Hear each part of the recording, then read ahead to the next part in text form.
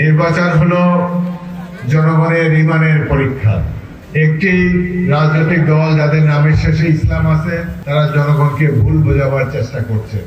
বাংলাদেশের শতকরা 92 জন লোক মুসলমান, আমরা সবাই মুসলমান।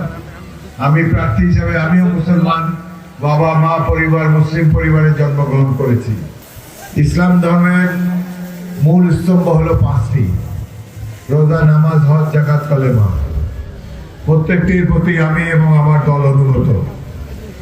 আমি 2 বার হজ করেছি, 5 ওয়াক্ত নামাজ পড়ি, আল্লাহ রাসূলের নির্দেশ মেনে চলি।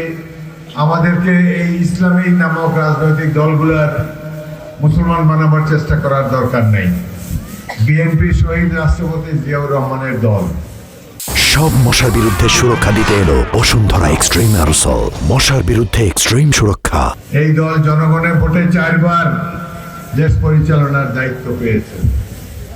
আমাদের বিরুদ্ধে যারা এখন প্রধান প্রতিপক্ষ জামাতে ইসলামী, তারা একবার মাত্র 18টি আসন পেয়েছিল 300 আসনের মধ্যে। অন্য সব সময় তারা 2টা বা 3টে আসন পেয়েছে।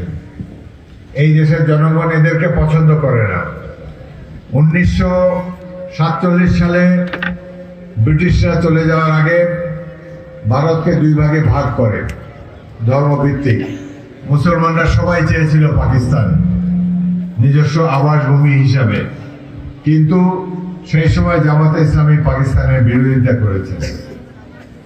আবার 1971 সালে বর্বর পাকিস্তানি বাহিনী এদেশের মানুষের উপরে রাইফেল, মেশিন গান, কামান, বন্দুক নিয়ে ঝাঁপিয়ে পড়ে বহু নিরীহ মানুষকে হত্যা করেছে। বাধ্য হয়ে এই দেশের জনগণকে সশস্ত্র প্রতিরোধ সংগ্রাম গড়ে তুলতে হয়েছে।